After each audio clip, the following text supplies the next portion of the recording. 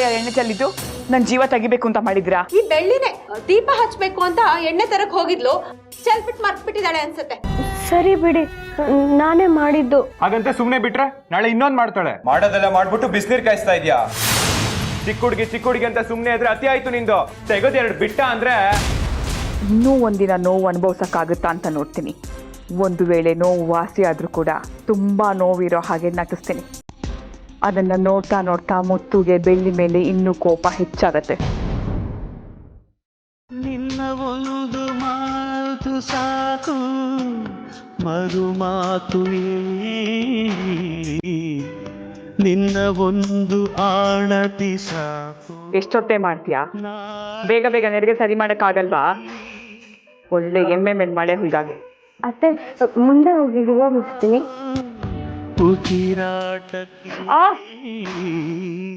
ನಿಧಾನ ಚುಚ್ಚಕ್ಕಾಗಲ್ಲ ಪಿನ್ನ. ಸ್ಪರ್ಶ ಸರಿಯಾಗಿ ಹೂ ಮುಡ್ಸಕ್ ಬರಲ್ಲ. ಈ ಜನುಮದಲ್ಲಿ ಮನಸೆ ನಾ ಏನೇ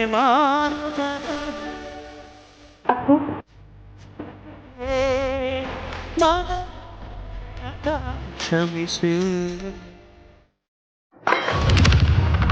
ಮೈ ಮೇಲೆ ಜ್ಞಾನ ಇಲ್ವಾ ನಿನಗೆ? ಕಾಫಿ ಕಪ್ ಈಸ್ಕೊಳ್ಳೋಕ್ಕಿಂತ ಮುಂಚೆನೆ ಕೆಳಗಡೆ ಬೀಳ್ಸದಿಯಲ್ಲ. ನೋಡು, ನಿನ್ನಿಂದ ನನ್ನ ಸೀರೆ ಎಲ್ಲ ಹಾಳಾಯ್ತು. ದರಿದ್ರದವಳೆ, ಕೆಲಸ ಮಾಡಕ್ ಬರ್ದೇ ಇದ್ರು ಯಾಕಾದ್ರೂ ಬರ್ತಾವು. ಹೋಗಿ ಬಟ್ಟೆ ತಗೊಂಬಂದು ಕ್ಲೀನ್ ಮಾಡು.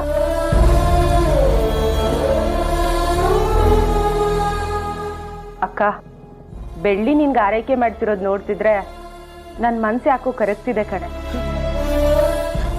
ತಪ್ಪಮ್ಮ ಶಶಿ, ಹಾಗೆಲ್ಲ ಮಾತಾಡಬಾರ್ದು. ನಾನೀಗೇನ್ ಮಾಡ್ತಾ ಇದ್ದೀನೋ ಅದೇ ಸರಿ. ಮನಸೆ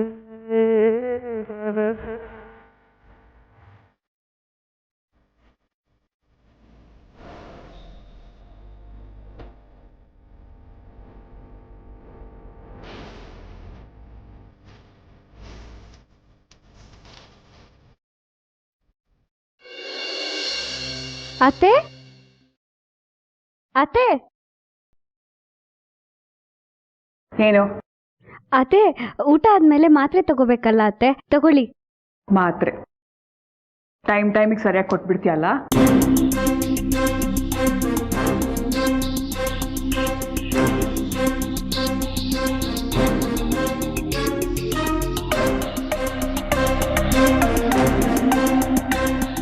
ರಾಘವನಿಗೆ ಮದುವೆ ಆಗಬಾರದೆಂದು ಮಾಲತಿಯ ಉದ್ದೇಶ. ರಾಘವ ಆತಂಕಕ್ಕೊಳಗಾಗಿದ್ದಾನೆ. ಅತ್ತೆ, ನಾ ಹೊರಡ್ತೀನಿ. ಹೊರಡು.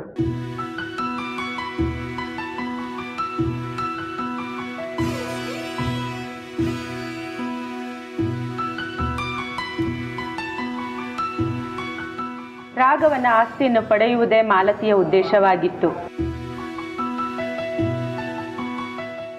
ಅತ್ತೆ, ನಾ ಹೊರಡ್ತೀನಿ. ಏನ್ ನಿಂದು? ಆಗ್ಲಿಂದ ಹೊರಡ್ತೀನಿ ಅನ್ಕೊಂಡು ಇಲ್ಲೇ ನಿಂತಿದ್ಯಾ? ಪೀಟ್ಗೆ ಹಾಕಿದ್ ಸಾಕು. ವಿಷಯ ಏನು ಅಂತ ಹೇಳು. ಅದು ಒಂದು ಒಳ್ಳೆ ವಿಚಾರ ಮಾತಾಡ್ಬೇಕಿತ್ತು ಅತ್ತೆ. ಅದೇ ಮದ್ವೆ ವಿಚಾರ.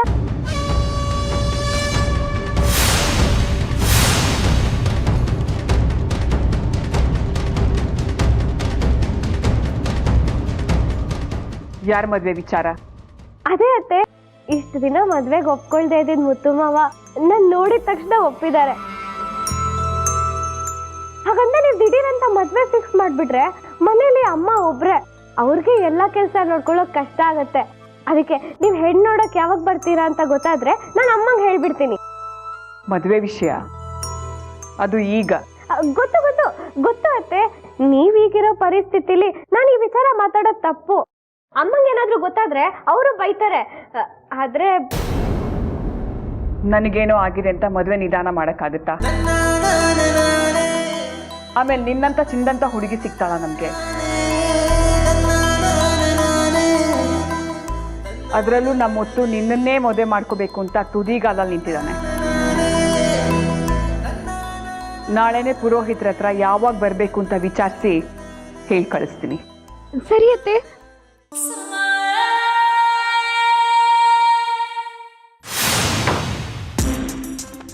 ನಾಯಿಗೆ ಸಿಂಹಾಸನ ಬೇಕಂತೆ. ಇವಳು ನಂದು ಏನ್ ಪ್ರಯೋಜನ? ಇವಳನ್ನು ಹೆತ್ತಿದಾಳಲ್ಲ ಅವಳು ನನ್ ಬೇಕು. ನಾನು ಸೊಂಟ ಮುರ್ಕೊಂಡು ಹಾಗೆ ಹಿಡ್ದಿದ್ದಾಗ ಒಂದು ದಿನವಾದ್ರೂ ಬಂದಿದ್ಲ ಇವಳ ನನ್ನ ವಿಚಾರಿಸೋದಕ್ಕೆ. ಅಂತ ಅವಳ ಮನೆಗೆ ನಾನು ಹೋಗಿ ಸಂಬಂಧ ಮಾತಾಡ್ಬೇಕಂತೆ. ಮಾತಾಡ್ತೀನಿ, ಹೋಗಿ ಸಂಬಂಧ ಮಾತಾಡ್ತೀನಿ. ಅವಳ ಮನೆಗೆ ಹೋಗಿ ಮುಖಕ್ಕೆ ಹೊಡೆದಾಗ ಮಾತಾಡ್ಬಿಟ್ಟು ಬರ್ತೀನಿ. ಅಕ್ಕ, ನೀನ್ ಬೆಳ್ಳಿ ಹತ್ರ ಮಾತಾಡಿದ್ ನೋಡಿ ಎಲ್ಲಿ ಮದ್ವೆಗೆ ಒಪ್ಕೊಂಡ್ಬಿಟ್ಟು ಅಂತ ಒಂದು ಕ್ಷಣ ನಾನೇ ಕಳ್ದೋಗ್ಬಿಟ್ಟೆ. ಸ್ಟೇಜ್ ಇಲ್ದೆ ನಾಟಕ ಮಾಡೋದು ಹೇಗೆ ಅನ್ನೋದನ್ನ ನಿನ್ನ ನೋಡ್ ಕಲಿಬೇಕು ಅಕ್ಕ. ನಂಬಿಸಿ ಮೋಸ ಮಾಡೋದಕ್ಕೆ ಇದು ಮೊದಲನೇ ಹೆಜ್ಜೆ. ನೋಡ್ತಾ ಇರು ಶಶಿ, ಒಬ್ಬೊಬ್ಬರ ತಲೆಗಳನ್ನ ಹೇಗೆ ಉರುಳಿಸ್ತೀನಿ ಅಂತ.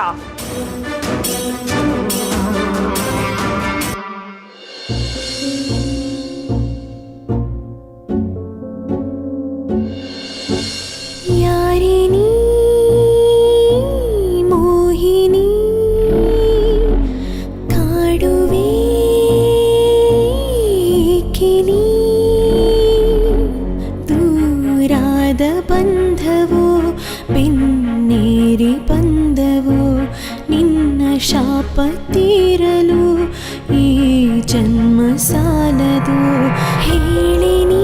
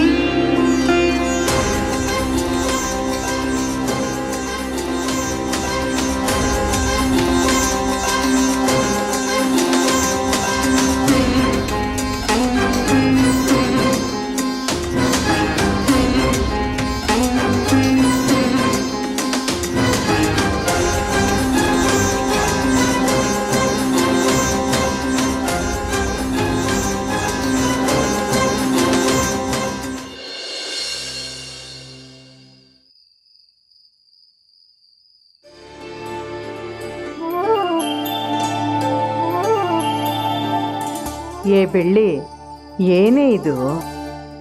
ನಡ್ರಾತ್ರಿಯಲ್ಲಿ ನಾಚ್ಕೊಂಡು ನಗ್ತಾ ಇದೆಯಲ್ಲೇ, ಏನಾಗಿದೆ ನಿನಗೆ?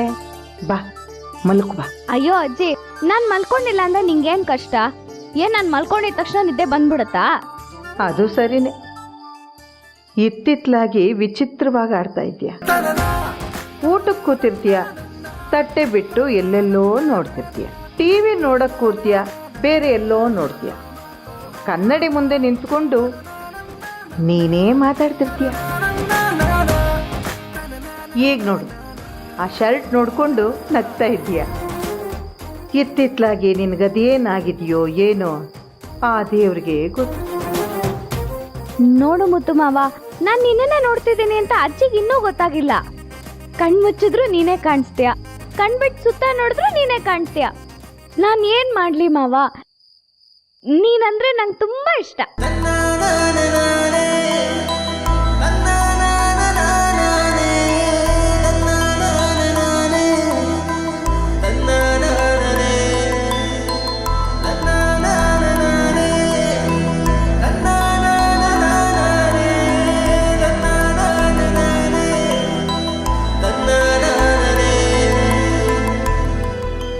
ಬೆಳ್ಳಿ, ನಿನ್ನ ಬಿಟ್ಟು ನಾನು ಎಲ್ಲೋಗ್ತೀನಿ? ಬಂದೇ ಬರ್ತೀನಿ. ಆಮೇಲೆ ನಮ್ಮದೇ ಆದ ಜಗತ್ತಲ್ಲಿ ಒಂದು ನಾನು, ಇನ್ನೊಂದು ನೀನು ಮಾತ್ರ. ಬೇರೆ ಇನ್ಯಾರಿಗೂ ಎಂಟ್ರಿ ಇಲ್ಲ. ಓಕೆನಾ? ಸರಿ ಮಾವ, ನಾವಿಬ್ರು ಎಷ್ಟ್ ಪ್ರೀತಿ ಮಾಡ್ತೀವಿ ಅಂತ ನಮ್ಮಿಬ್ರಿಗೆ ಮಾತ್ರ ಗೊತ್ತು. ಇವ್ರು ಯಾರಿಗೂ ಗೊತ್ತಿಲ್ಲ. ಈ ಜಗತ್ತಲ್ಲಿ ಇನ್ಯಾರು ಇರ್ತಾರೆ? ಒಂದು ನಾನು, ಇನ್ನೊಂದು ನೀನು. ಹೀಗೆ ಆಡ್ತಾ ಇದ್ರೆ ಪಿತ್ತ ನೆತ್ತಿಗೆ ಇರಿದ್ರೆ 4 ಹಾಕ್ತೀನಿ ಅಷ್ಟೇ. ಬಿದ್ಕೋ ನಡಿಯೇ. ಸರಿ ಆಯ್ತು ಬಿಡಮ್ಮ, ಬೈಬೇಡ. ಬೆಳ್ಳಿ ಮಲ್ಕೋ ಬಾ. ಸರೋತ್ತಲ್ಲಿ ಇವಳದ್ ಬೇರೆ ಕಾಟ. ನಡಿಯೇ. ಬೇಗ ಬೇಗ ಕೆಲಸ ಮಾಡ್ರಿ ಅಮ್ಮ. 2 ಕೈಲಿತ್ರಿ, ಟೈಮ್ ಆಯ್ತಲ್ಲ. ಲೇ, ಏನೋ ತಿಂತೀಯ? ದಿನ ದಿನ ಹಿಂಗ್ ಕೂತಿದ್ಯಾ ನೀನು? ತಿಂದಿದ್ ಮೈಗತ್ಬೇಕು ಅಂದ್ರೆ ಒಳ್ಳೆ ಮನ್ಸ್ ಬೇಕಣ. ಹೇಳ್ಬಿಟ ಸುಂದ್ರ, ಹೋಗ ದಡಿಯ. ನಮ್ಗೇನ್ ಒಳ್ಳೆ ಮನ್ಸೇ ಇಲ್ಲ. ಬನ್ನಿಮ್ಮ, ನಮಸ್ಕಾರ. ಹೇಗಿದ್ರಿ? ಏನೋ ಇರ್ಬೇಕಲ್ಲ ಅಂತ ಇದ್ದೀನಿ. ಮುತ್ತು ಇದಾನ? ಇದಾರೆ ಇಲ್ಲೇ. ಮುತ್ತು ದೊಡ್ಡಮ್ಮ. ದೊಡ್ಡಮ್ಮ ಹೇಗಿದ್ದೀರಾ? ಹೇಳಿ ಕಳ್ಸಿದ್ರೆ ಗಾಡಿ ಕಳಿಸ್ತಿದ್ದೆ. ಷಣ್ಮುಗ ಕರ್ಕೊಂಡೋಗಿ ಆಫೀಸಲ್ಲಿ ಕೂರ್ಸು, ಒಂದ್ 5 ನಿಮಿಷ ಬರ್ತೀನಿ. ಪರವಾಗಿಲ್ಲ ಬಿಡು ಮುತ್ತು, ಇಲ್ಲೇ ನಿನ್ ಜೊತೆ ಮಾತಾಡ್ತೀನಿ. ನಾನೇನ್ ಬೇರೆ ಊರಿಂದ ಬಂದಿದ್ದೀನ ಉಪಚಾರ ಮಾಡೋಕ್ಕೆ? ಒಂದೇ ಊರಲ್ಲೇ ಇದ್ದು ಈ ರೀತಿ ಬದುಕ್ತಿದೀವಲ್ಲ, ಇದೇ ನನಗೆ ಚಿಂತೆ ಆಗಿರೋದು. ದೊಡ್ಡಮ್ಮ ಜ್ಯೂಸ್ ಏನಾರು ತಂದ್ಕೊಡ್ಲಾ ಕುಡಿಯಕ್ಕೆ?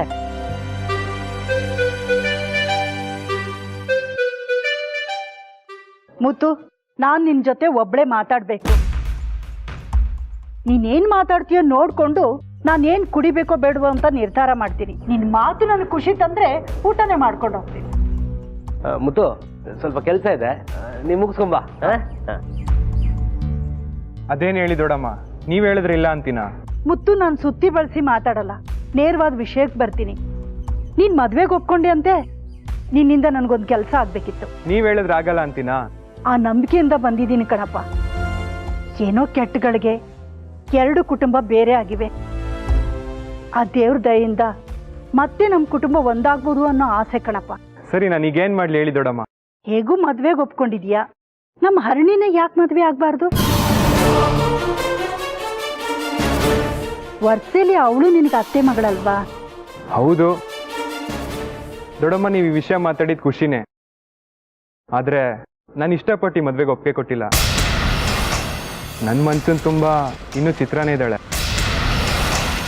ನನ್ನ ತಮ್ಮ ತಂಗಿರಿಗೆ ತೊಂದರೆ ಆಗಬಾರ್ದು ಅಂತ ಈ ಮದ್ವೆಗೆ ಒಪ್ಕೊಂಡಿದ್ದೀನಿ. ಮದುವೆ ಆದ ತಕ್ಷಣ ಆಸ್ತಿನೆಲ್ಲ ಅವ್ರಿಗೆ ಬರಿಬೇಕು ಅಂತ ಅನ್ಕೊಂಡಿದ್ದೀನಿ. ಅದಕ್ಕೆ ನಾನು ಹುಡುಗಿ ಬಗ್ಗೆ ತಲೆ ಕೆಡ್ಸ್ಕೊಂಡಿಲ್ಲ.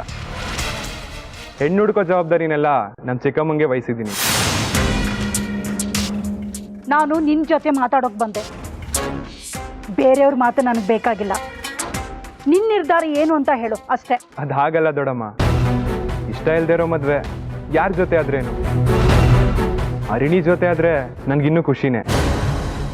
ಯಾವುದಕ್ಕೂ ಚಿಕ್ಕಮ್ಮನ ಹತ್ರ ಒಂದ್ಸರಿ ಮಾತಾಡಿ ಅವ್ರ ಮೂಲಕ ಬಂದರೆ ಒಳ್ಳೇದು ಅಂತ ನಂಗೆ ಅನಿಸ್ತಿದೆ. ನಿನಗಿಷ್ಟ ಇಲ್ಲ ಅಂದರೆ ಮುಖದ ಮೇಲೆ ಹೊಡೆದಾಗೆ ನೇರವಾಗಿ ಉತ್ತರ ಹೇಳು. ಹೀಗೆ ಸುತ್ತಿ ಬಳಸಿ ಮಾತಾಡಬೇಡ. ಹರಣಿನ ನಿನಗೆ ತಂದ್ಕೊಳಕ್ಕೆ ನಿಮ್ಮ ಚಿಕ್ಕಮ್ಮ ಹೇಗೆ ಒಪ್ಕೊಳ್ತಾಳೆ ಹೇಳು? ಆ ನೀಲಾಂಬರಿ ಬಗ್ಗೆ ಎಲ್ಲ ಗೊತ್ತಿದ್ದು ಹೀಗೆ ಮಾತಾಡ್ತಿದ್ಯಲ್ಲ, ಸರಿನಾ? ಅದು ಹಾಗಲ್ಲ ದೊಡ್ಡಮ್ಮ, ನಮ್ಮ ಚಿಕ್ಕಮ್ಮನ ಮಾತು ಮೀರಿ ನಾನು ಏನು ಕೆಲಸನೂ ಮಾಡಲ್ಲ ಅಂತ ನಿಮಗೆ ಗೊತ್ತು. ಅದಕ್ಕೆ ಮದುವೆ ವಿಚಾರನೂ ಅವ್ರಿಗೆ ಬಿಟ್ಬಿಟ್ಟಿದ್ದೀನಿ. ನೀನು ಹೀಗೆ ಅವಳನ್ನ ನಂಬ್ಕೊಂಡು ನಿನ್ನ ಜುಟ್ಟು ಜನಿವಾರ ಅವಳ ಕೈಲಿ ಕೊಟ್ರೆ ಒಂದಲ್ಲ ಒಂದಿನ ನಿನ್ನನ್ನು ಮುಗಿಸ್ತಾಳೆ. ನೋಡ್ತಾ ಇರು ಮುತ್ತು, ಎಷ್ಟೇ ಆಗ್ಲಿ ನಿನ್ನ ತಾಯಿನ ಕೊಂದು ಆ ಸ್ಥಾನದಲ್ಲಿ ನಿಂತವಳು ಅವಳು. ನಿನ್ನ ಹೆಂಡತಿನ ಕೊಂದು ನಿನ್ನನ್ನ ಈ ಸ್ಥಿತಿಗೆ ತಂದವಳು ಅವಳು. ಅಂತವಳ ಹತ್ರ ಹೋಗಿ ಸಂಬಂಧ ಮಾತಾಡು ಅಂತೀಯ? ದೊಡ್ಡಮ್ಮ, ಮದುವೆ ವಿಚಾರ ಮಾತಾಡಕ್ ಬಂದಿದ್ದೀರಾ, ಅದನ್ನ ಮಾತ್ರ ಮಾತಾಡಿ.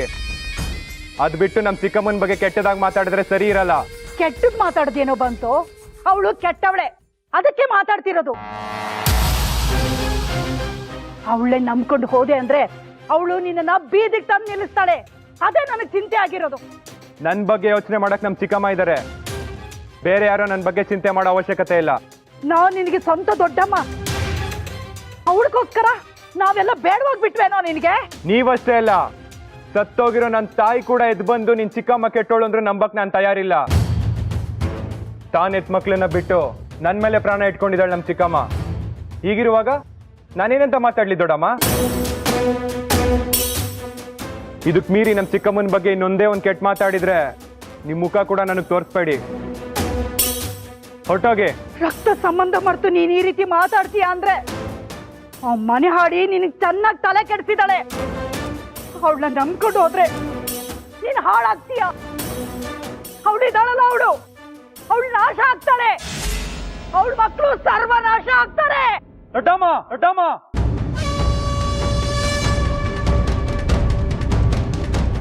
ನಮ್ ಚಿಕ್ಕಮ್ಮನ ಬಗ್ಗೆ ಇನ್ನೊಂದೇ ಒಂದು ತಪ್ಪಾಗಿ ಮಾತಾಡಿದ್ರು ಸಂಬಂಧ ಅಂತಾನು ನೋಡಲ್ಲ. ಹೊರಟೋಗಿ ಇಲ್ಲಿಂದ, ಹೋಗಿ ಅಂದೆ.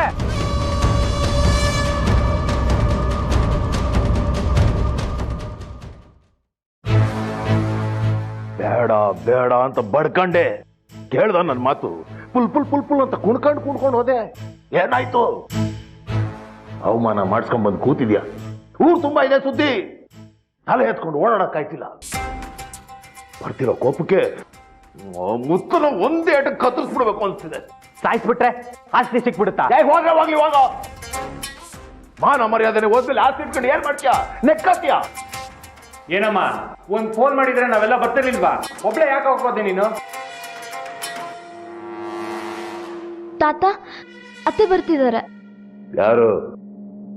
ನೀಲಾಂಬರಿ ಅತ್ತೆ. ಏಯ್ ಕುತ್ಕ.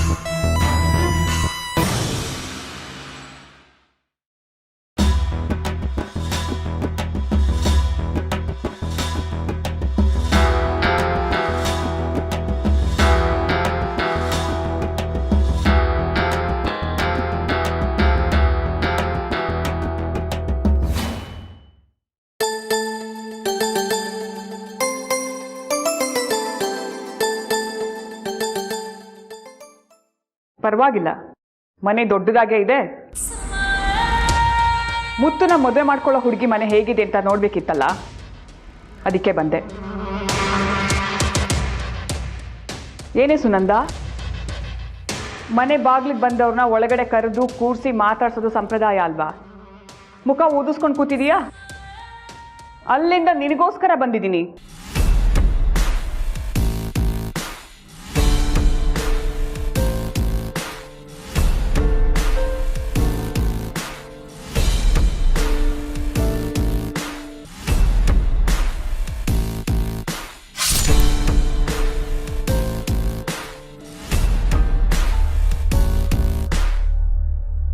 ಹೇಳು ಬೆಟ್ಟೆಗೌಡ, ಮದುವೆ ಯಾವಾಗ, ಎಲ್ಲಿ? ಮದುವೆ ಖರ್ಚೆಲ್ಲ ನೀನೇ ವಹಿಸ್ಕೊಂಡು ಮದುವೆ ಮಾಡಿ ಎಲ್ಲರಿಗೂ ನೀನೇ ಊಟ ಹಾಕಿಸ್ತೀಯೋ, ಇಲ್ಲ ಸಿಂಪಲ್ ಆಗಿ ಯಾವ್ದಾದ್ರು ದೇವಸ್ಥಾನದಲ್ಲಿ ಮದುವೆ ಮಾಡಿಸಿ ಎಲ್ರಿಗೂ ನಿಮ್ಮ ಮನೇಲಿ ನೀವೇ ಊಟ ಮಾಡ್ಕೊಳ್ಳಿ ಅಂತ ಹೇಳೋದಾ? ಬೇಡ ನೀಲಾಂಬರಿ, ನಾಲ್ಗೆ ಬಿಗಿ ಹಿಡಿದು ಮಾತಾಡು. ದುಡ್ಡಿದೆ ಅನ್ನೋ ಕೊಬ್ಬಲ್ಲಿ ಬಾಯಿಗೆ ಬಂದಾಗ ಮಾತಾಡಬೇಡ. ಇಷ್ಟೊಂದು ರೋಷ ಇರೋ ನೀನು ನನ್ನ ಮಗ ಮುತ್ತು ಹತ್ರ ಯಾಕೆ ಕದ್ದು ಮಾತಾಡ್ದೆ? ನೇರವಾಗಿ ಮನೆಗೆ ಬರ್ಬೋದಾಗಿತ್ತಲ್ಲ. ಯಾಕೆ ಅಷ್ಟು ತಾಕತ್ತಿಲ್ವಾ ನಿನಗೆ? ಒಂದು ವೇಳೆ ನಿನ್ನ ಮೊಮ್ಮಗಳು ನನ್ನ ಮನೆಗೆ ಸೊಸೆಯಾಗಿ ಬರೋದೇ ಆದ್ರೆ ಮುಂದಿನ ಬಾಗಿಲಿಂದ ಬರಬೇಕೇ ಹೊರತು ಹಿಂದಿನ ಬಾಗಿಲಿಂದ ಕದ್ದು ಬರೋದಲ್ಲ. ಏನು ಬೀಗರಾಗೋಗಿ ಬಂದ ಯಜಮಾನ್ ನಮ್ಮ ಸುಮ್ಮನಾಗೋಗ್ಬಿಟ್ರಿ? ಯಾಕೆ ಬಾಯ್ ಬಿದ್ದೋಯ್ತಾ? ನಿನ್ನ ಮಗ ಮುತ್ತು ನಿನ್ನ ಪರ ಮಾತಾಡ್ತಿದ್ದಾನೆ ಅಂತ ಜಾಸ್ತಿ ಬೇಡ. ಇವತ್ತಲ್ಲ ನಾಳೆ ಅವನಿಗೆ ನಿಜ ಗೊತ್ತಾಗುತ್ತೆ. ಆವತ್ತು ನಿನ್ನ ಉಗಿದೋಡಿಸ್ತಾನೆ. ಹೇಗ್ ಗೊತ್ತಾಗುತ್ತೆ? ಯಾರು ಹೇಳ್ತಾರೆ? ನೀ ಹೇಳ್ತೀಯಾ? ಯಾರು ಏನೇ ಹೇಳಿದ್ರು ಅವನು ನಂಬೋದು ಈ ಚಿಕ್ಕಮ್ಮನ್ನೇ. ಎಷ್ಟು ಕಷ್ಟಪಟ್ಟಿದ್ದೀನಿ ಗೊತ್ತಾ ಅಷ್ಟು ನಂಬಿಕೆ ಸಂಪಾದನೆ ಮಾಡೋಕೆ. ಅಂಥದ್ರಲ್ಲಿ ನೀವು ಗಂಡ ಹೆಂಡತಿ ಮಸಲತ್ತು ಮಾಡಿ ಆಸ್ತಿ ಹೊಡಿಬೇಕು ಅಂತ ನೋಡ್ತಾ ಇದ್ದೀರಾ? ಸ್ವಂತದವ್ರನ್ನೆಲ್ಲ ದೂರ ಮಾಡಿ ಆಸ್ತಿ ಹೊಡಿಬೇಕು ಅಂತ ಸಂಚಾಗ್ತಿರೋಳು ನೀನು, ನಾನಲ್ಲ. ನಿಂತರ ಕೇವಲವಾಗಿ ಮಾತಾಡಿ ಅವಮಾನ ಮಾಡೋಕೆ ನಮಗೆ ಬರಲ್ಲ. ಮಾಡಬೇಕು ಅಂದ್ರೆ ಮಾಡ್ತೀನಿ. ಮಾಡ್ಲಾ? ಯಾರಿಗೆ ಎಷ್ಟು ಯೋಗ್ಯತೆನೋ ಅಷ್ಟು ಮರ್ಯಾದೆ ಕೊಟ್ಟ ಅಭ್ಯಾಸ ಈ ನೀಲಾಂಬರಿಗೆ. ಮುತ್ತು ಆಗಿದ್ದು ಕುಳ್ಕೊಂಡ್ರಿ. ಅದೇ ನನ್ನ ಮಗ ಬೈರನಿಗೇನಾದ್ರೂ ನೀವು ಹೆಣ್ಣು ಕೇಳ್ಕೊಂಡು ಬಂದಿದ್ರೆ ಆಗ ತೋರಿಸ್ತಾ ಇದ್ದೆ ಈ ನೀಲಾಂಬರಿ ಏನು ಅಂತ. ಸಾಕು ನಿಲ್ಸೋ. ನಿಮ್ ವಂಶನ ನಿರ್ವಂಶ ಮಾಡಬೇಕು ಅಂತ ಕಾಯ್ತಿರೋರು ನಾವು ನಿಮ್ ಮನೆಗೆ ಹೆಣ್ಣು ಕೊಡ್ತೀವ? ಅದಕ್ಕೂ ಮೀರಿ ಹಾಗೆ ಒಂದ್ ವೇಳೆ ಮದುವೆ ಆದ್ರೆ ಮತ್ತೆ ಆ ಹುಡುಗಿ ಮನೆಗೆ ವಿಧವೆ ಆಗಿ ಬರ್ಬೇಕು. ಅಲ್ಲಿವರೆಗೂ ನನ್ನ ಕಡಲೆಪುರಿ ತಿಂತಾರ್ತೀನ. ಮೈ ಮುಟ್ ನೋಡು ಯಾರು ಅಂತ ತೋರಿಸ್ತೀನಿ. ಮುಸ್ಕ ಆದ್ಮೇಲೆ ಮೂಲೆಯಲ್ಲಿ ಬಿದ್ದಿರೋದು ಬಿಟ್ಟು ತೊಡೆ ತಟಕ್ ಬಂದಿದ್ಯಾ? ತಲೆ ತೆಗೆದು ಬಿಡ್ತೀನಿ. ಬಾಗ್ಲು ಹಾಕು. ಅದೇ ನಾನು ನೋಡ್ತೀನಿ.